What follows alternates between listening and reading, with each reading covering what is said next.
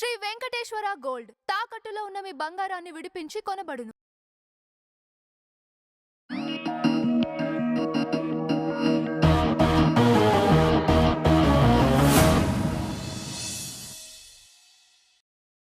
Hello, welcome to our channel. ఈరోజు వచ్చేసి మనతోని డాక్టర్ రాఘవ సతీష్ శర్మ గారు ఉన్నారు.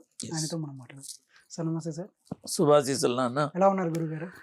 సీతమ్మ కొడుకుగా నారసింహుడి బిడ్డగా బ్రహ్మాండంలో బ్రహ్మాండంగా ఉన్నా. మీరు బాగుంటే మేము బాగుంటాం, ప్రజలు బాగుంటారు. భగవంతుడి అనుగ్రహం నాన్న, అంతకన్నా వేరే ఏం లేదు నా దగ్గర. చెప్పు.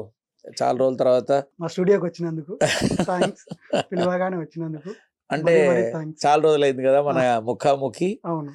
సరే, అందుకని అంటే కాదనడం కాదు, శ్రావణ మాసంలో చాలా మంది నా ద్వారా ఏదన్నా మళ్ళీ మాట్లాడితే వినాలని ఉంది అని అనుకుంటున్నారని తెలిసి, సరే వాళ్ళందరి కోసం కాదనలేక మీ ఆహ్వానాన్ని మన్నించి కాదు స్వీకరించి.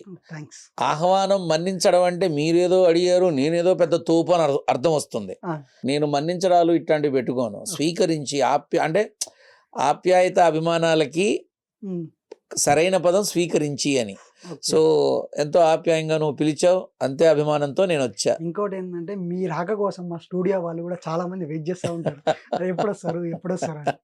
మా ఫ్రెండ్స్ కూడా అప్పుడప్పుడు కాల్ చేస్తారు, అరే పలానా పర్సన్ ని పిలిపించిన బాగా మాట్లాడతాడు అని చెప్పేసి అంటారు. అంటే బాగా కాదు, నిజం మాట్లాడతా అంతే.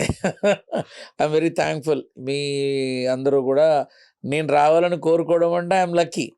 10 మంది మన రాక మన మన మాటలు మన మాట వినాలని మనల్ని చూడాలని అనుకున్నారంటే ఐఎమ్ వెరీ లక్కీ కదా. సో మనుషుల్ని సంపాదించుకోవడం చాలా కష్టం. మనీది ఉంది, లంగా పని ఏది చేసినా డబ్బులు వచ్చేస్తాయి, కానీ మనుషులు రారు. సో మా అమ్మ నేర్పిన విధానం, అందుకే అందరితోనూ ఇదే ఆప్యాయతతో ఉంటా. అది చెప్పు నాన్న. గురుగారు, కమల్ హాసన్ గారిని ఒక సీరియల్ యాక్టర్ తల నరికేస్తా సనాతన ధర్మం గురించి మాట్లాడితే అని చెప్పేసి అన్నారు. అయితే కమల్ హాసన్ గారు మాట్లాడింది ఏంటి అంటే, సనాతన ధర్మాన్ని బ్రేక్ అయ్యాలంటే విద్య ఒకటే ఆయుధంగా అని చెప్పేసి అన్నారు. దానికి ఆయన మాట అన్నాడు, అంటే తల నరికేస్తాను. కరెక్ట్ నా మాట మాట్లాడడం ఏంటి అంటారు? ఇప్పుడు క్షాత్ర ధర్మాన్ని ఎవరైతే తప్పు పట్టారో, ఎవరైతే అంటే క్షాత్ర ధర్మం అని కాదు, క్షమించాలి, క్షత్రియ తత్వంలో చేసిన తప్పుల్ని ఎవరు ఆపకుండా వాళ్ళ ఇష్టారాజ్యంగా చేస్తున్నప్పుడు వీళ్ళకి సరైన గుణపాఠం నేర్పించాలని భార్గవరాముడు తన గండ్రగడ్డలకి పనిపెట్టి ప్రతి ఒక్కడికి స్వీట్గా తన గండ్రగడ్డలతో మంచి రిజల్ట్ ఇచ్చాడు. అంటే అక్కడ ధర్మస్థాపనకి భార్గవరాముడు చేసింది ధర్మమేగా కదా. అప్పుడు కోర్టు, పోలీస్ స్టేషన్లు, కేసులు లేవు, ఇప్పుడు ఉంటాయి. అదే జరిగితే ఇప్పుడు ఉంటాయి. ఇప్పుడు నేను అనేది ఏంటంటే, సనాతన ధర్మం గురించి మాట్లాడే అర్హత ఎవరికన్నా ఉందా అసలు? సనాతన ధర్మాన్ని అనుసరించాలి, సనాతన ధర్మాన్ని స్వీకరించాలి, సనాతన ధర్మంలో బ్రతకాలి, సనాతన ధర్మానికి పెద్దపీట వేయాలి. సనాతన ధర్మంలో బ్రతికి ఉన్నంత కాలం ఆ ధర్మాన్ని, ధర్మో రక్షితి రక్షిత, ఆ ధర్మాన్ని కాపాడితే ఆ ధర్మం మనల్ని కాపాడుతుంది. దీన్ని అనుసరించాలి, రైట్? ఇది తప్పినప్పుడు ఆ సీరియల్ నటుడు నేను నరికేస్తా ఇవన్నీ అన్నాడు కదా, అవసరంలే. అది వయసు అయిపోయింది, శరీరం అంతా రోగాలతో నిండిపోయింది, మళ్ళీ నువ్వు స్పెషల్గా వెళ్ళి నరకడం ఎందుకు? నా బొంద కొన్నాళ్ళు పోతే వాడే పోతాడుగా, మళ్ళీ నువ్వు వెళ్ళి వాడి నరికి నువ్వు జైలుకి వెళ్ళి ఎందుకు తలకాయ నొప్పి అంతా? ధర్మం చూసుకోదా? ధర్మం జోలికి వెళితే చూసుకోదా? ధర్మం వదిలేస్తుంది అనుకుంటున్నావా? వెంటాడి వేటాడి వెతికి పట్టుకొని కర్మ చూపిస్తుంది దాని ఫలితం ఏమిటో. కాబట్టి ఆనాడు భార్గవరాముడు ధర్మం జోలికి వచ్చినందుకు క్షత్రియులని ఏరి నరికేశాడు కదా. అలా ఇప్పుడు ఈ సనాతన ధర్మం గురించి మాట్లాడే కొంతమంది వాళ్ళు చూస్తారు, తప్పకుండా ఖచ్చితంగా చూస్తారు. ధర్మం జోలికి వెళ్తే దగ్ధమైపోతారు నాన్న. ఉదాహరణ చెప్పమంటావా? ఇప్పుడు నేనున్నాను, ఇప్పుడు సోకాళ్ళు చాలా మంది అబ్బో మీ డ్రెస్సింగ్ స్టైల్ మారిపోయింది, మా ఆవిడ కోసం నా పెళ్ళం కోసం వేసుకున్నా, నా పెళ్ళాన్ని చక్కగా అందంగా కనపడాలి అని ఉందని అంది, అంతే డ్రెస్ మార్చా. ఆ డ్రెస్ మార్చలా, డ్రెస్సే మార్చా కదా. అంతేగా నా భార్య, నా పెళ్ళాన్ని గౌరవించడం, నా భార్యని సంతోష పెట్టడం భర్తగా నా ప్రథమ కర్తవ్యం కదా, మార్చా. కానీ గుండెల మీద నారసింహుడు, గుండెల్లో మా అమ్మ ఎప్పటికీ అలానే ఉంటారుగా. సో చెప్పే నిజానికి బట్టతో ఏం పని కదా. ఇప్పుడు ధర్మం తప్పకుండా తెల్లవారి లేస్తే నువ్వైనా నేనైనా అబద్ధాలు చెప్తాంగా, ఏదో ఒకరు ఇగో వచ్చేస్తున్నా, ట్రాఫిక్ లో ఉన్నా, ఇక్కడ దూరా అక్కడ దూరా అని చెప్తారు, అవునా. బట్ ఇక్కడ ఏమవుతుంది, ఆపద్ధర్మంలో మనం అబద్ధం ఆడతాం తప్ప ఎవరికి హాని కలిగించాం. అలాగే ఇప్పుడు నేనున్నాను, నేను వెళుతున్నా, చూస్తా, ఓసి అమ్మ గడుపు గాలిపోని ఏమిటి అవతారం అది అది అని అనుకుంటా, తప్పేగా. నా నాన్న దగ్గరికి వెళ్ళినప్పుడు, నాన్న కదా కోతి బుద్ధి ఏమనుకో మాకు, అప్పుడప్పుడు ఇలాంటి తెరలు వస్తూ ఉంటే క్షమించు నాన్న అని నా నాన్నకి చెప్పుకుంటా, నా నాన్న దగ్గర నా తల వంచుతా, ధర్మం తప్పను కదా. సో ఈ ధర్మం తప్పకుండా బ్రతికితే దైవం తోడుగా ఉంటుంది. ఆ ధర్మాన్నే దగ్ధం చేద్దాం అనుకుంటే ధర్మమే శిక్షిస్తుంది. కానీ ఒకటి గురుగారు, ఇప్పుడు మీరు సనాతన ధర్మంలో వచ్చేసి సనాతన ధర్మంలో బతకాలి, సనాతన ధర్మం దానికి ఎన్నైతే ఉన్నాయో సో అన్ని విధాలుగా బతకాలి అని చెప్పేసి అన్నారు కదా. ఇప్పుడు తల నరికేస్తా అని రవిచంద్ర గారు అన్నారు, ఆయన కూడా సనాతన ధర్మంలో బ్రతుకుతున్నాడు అనుకోవచ్చా? ఎట్లా సనాతన ధర్మంలో బ్రతుకుతున్నాడు కాబట్టే సనాతన ధర్మం జోలికి వచ్చినటువంటి మనిషిని నేను తల నరుకుతా అన్నాడు. నిజానికి విద్య ఎక్కడి నుంచి వచ్చింది? ఆ సనాతన ధర్మంలో నుంచి వచ్చేవే విద్య, వైద్యం, జీవితం, అన్నిటి పట్ల ధర్మం ఉంటుందిగా.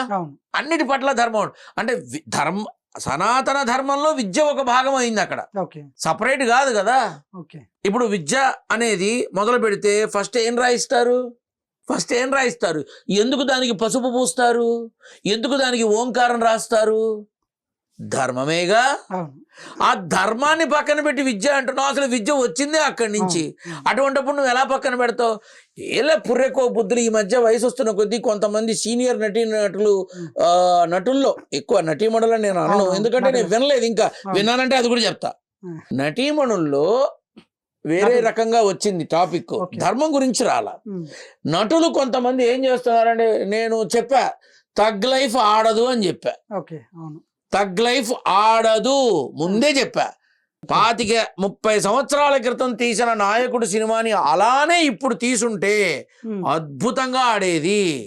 కానీ ఆ స్టోరీ కంటెంట్ని కొంచెం నగిషీలు చెక్కి, మెరుపులు దిద్ది, రంగులేసి తగ్ లైఫ్ అని తీసుకొచ్చారు, చంకనాగిపోతుంది అని అన్నా. ఆడిందా? లేదు. సో ఎప్పుడు ఒకేలా ఉండకూడదు. గురుగారు ఇప్పుడు సీనియర్ నటులు అంటే రీసెంట్గా చిరంజీవి గారు వచ్చేసి రాజకీయాల గురించి మాట్లాడారు. నేను రాజకీయాల్లో లేకుండా కొందరు ఈ విధంగా నన్ను నిందించారు, ఇట్లా మాట్లాడారు అని చెప్పేసి అన్నారు. అంటే అట్లాంటి తప్పటడుగు పడింది చిరంజీవితో. చిరంజీవి అసలు అలా మాట్లాడుకోకూడదు. అదే అంటున్నారు. చిరంజీవి చెప్పాల్సిన సమాధానం ఏంటి? ఒక చిరునవ్వు, అంతే. ఓ అలాగా, ఒక చిరునవ్వు, అక్కడతో అయిపోయేది. కానీ అనవసరంగా ఇంకొంతమందికి ట్రోల్ చేసే అవకాశం, ఇంకొంతమందికి విమర్శలు చేసే అవకాశం, ఇంకొంతమందికి మాట్లాడే అవకాశం ఎవరిచ్చారు? నువ్వే ఇచ్చావు. ఇప్పుడు నువ్వు ఒక మహా వటవృక్షానివి, ఒక మహా వటవృక్షం. ఒక ఓడ ఊడిపోతే ఏం పోతుంది? వాడెవడో పొద్దున్న చూసా ఆ తమ్నైల్లో, తాగొచ్చిన చిరంజీవి వీడు చూశాడా, వీడెళ్ళి ఏమన్నా పోసాడా గ్లాస్ లో అనొచ్చా? లేదు. పెట్టచ్చా? ఈ అవకాశం ఎవరిచ్చారు? చిరంజీవి ఇచ్చాడు. అంత ఇప్పుడు ఒక మహా వటవృక్షం, ఒక ఆకు రాలిపోయింది, ఒక కొమ్మ ఊడిపోయింది, ఒక ఊడ వదిలిపోయింది, ఏం పోతుంది? సో ఇప్పుడు ఒకానొక నాడు స్టేజ్ మీద గరికపాటి గారు విసుక్కుంటే నువ్వు గబాలను వెళ్ళి ఆయనతో మాట్లాడి మమేకమయ్యి అన్యదా భావించకండి అని చెప్పిన ఒక మహా వ్యక్తిత్వాన్ని చూపించిన మనిషివి నువ్వు. ఎవడో పనికి మాలిన వెధవా, పిచ్చి వెధవా, కొంక, అడ్డగాడిద పేర్లు తెలియవు నాకు, నేను మామూలుగా చెప్తున్నా. వీళ్ళంతా నిన్నేదో అన్నారనో, ట్రోల్ చేశారనో, మాట్లాడారనో వాళ్ళకి నువ్వు విలువిచ్చినట్టు అయింది. నువ్వెలా చిరంజీవి ఏ విమర్శ వచ్చినా సమాధానం చక్కటి చిరునవ్వు, ఎంత బాగుండేది. నువ్వు ఈ ఎక్స్ప్లెనేషన్ ఇచ్చుకోవడం ఏమిటి? నా బొందా కరెక్ట్ కాదు. ఇప్పుడు నాకు తెలియక నేను ఠాగూరు స్టాలిన్ సినిమా జరుగుతున్నప్పుడు నెల రోజులు వాళ్ళ ఆవాసంలో ఉన్నా. నాకు అన్నీ తెలుసు, సమస్తం తెలుసు, కానీ నా పని ఏంటో నా పని చూసుకుని నేను బయటకు వచ్చా, అయిపోయింది. There ends the matter. అప్పుడు నేను కొన్ని వాళ్ళకి తెలియపరచడం అయింది, అది జరగడం అయింది. మళ్ళీ రీసెంట్గా కొన్ని కార్యక్రమాల్లో కలుసుకోవడం, వాళ్ళు మంచిగా ఆప్యాయత పలకరించడం, రామ్ చరణ్, అమ్మ సూర్యకమ్మ, చిరంజీవి, ఎంతో ఈ ఆప్యాయత అభిమానానికి వాళ్ళ దగ్గర లోటు లేదు. ఇవి ఎప్పుడూ ఉంటాయి. కానీ ఎవడో సన్నాసి వాగాడని, కుంక వాగాడని, అడ్డగాడిద వాగాడని నువ్వెందుకు నాన్న చెప్పడం? అక్కడ తప్పటడుగు పడింది. వద్దు, నీ స్థానం నీదే, అది ఎప్పటికీ నీదే. తెలుగు చలనచిత్ర రంగంలో రామారావు, నాగేశ్వరరావు, కృష్ణ, కృష్ణరాజు వీళ్ళంతా విధానాలతో పైకొచ్చారు. వీళ్ళ తర్వాత బాలకృష్ణ, వెంకటేషు, నాగార్జున, చిరంజీవి. వీళ్ళలో బ్యాక్గ్రౌండ్ లేని ఒకే ఒక్క వ్యక్తి చిరంజీవి. ఒక మహానట సామ్రాజ్యాన్ని స్థాపించిన వాడు, తనదైన ఒక శైలిలో చరిత్ర సృష్టించిన వాడు చిరంజీవి. తను అలా మాట్లాడడం నాకు నచ్చల, ఎందుకంటే వెధవలకి వాల్యూ ఇచ్చినట్టు అయింది. సో ఏమోలే, తన మనసులో ఉందేమో, చెప్పాలనుకున్నాడేమో చెప్పాడు, కానీ అవసరం లేదు. ఈ doesn't need to give any explanation to any fellow. అవసరమే లేదు, వాళ్ళ ఫ్యాన్స్ చూసుకుంటారు కదా. అంతే. ఇప్పుడు చిరంజీవి చెప్పారా ఫోన్ చేసి బ్లడ్ ఇవ్వమని? లేదు. చిరంజీవి చెప్పారా వస్త్రదానం చేయమని? చిరంజీవి చెప్పారా విద్యాదానం చేయమని? చిరంజీవి చెప్పారా ఈ వాళ్ళకి విరాళాలు ఇవ్వమని? యావత్ తెలుగు రాష్ట్రాల్లో చిరంజీవి కోసం చేసేవాళ్ళు ఎన్ని కోట్ల మంది ఉన్నారు. కాబట్టి ఏంటంటే తను ఇట్లాంటి వాటి యాక్చువల్గా ఏంటంటే తను ఎప్పుడూ చిరునవ్వుతోనే, చెప్పాను కదా, గరికపాటి అన్నా కూడా డయాస్ మీద అందరి ముందు ఏ రకంగా చేశాడు?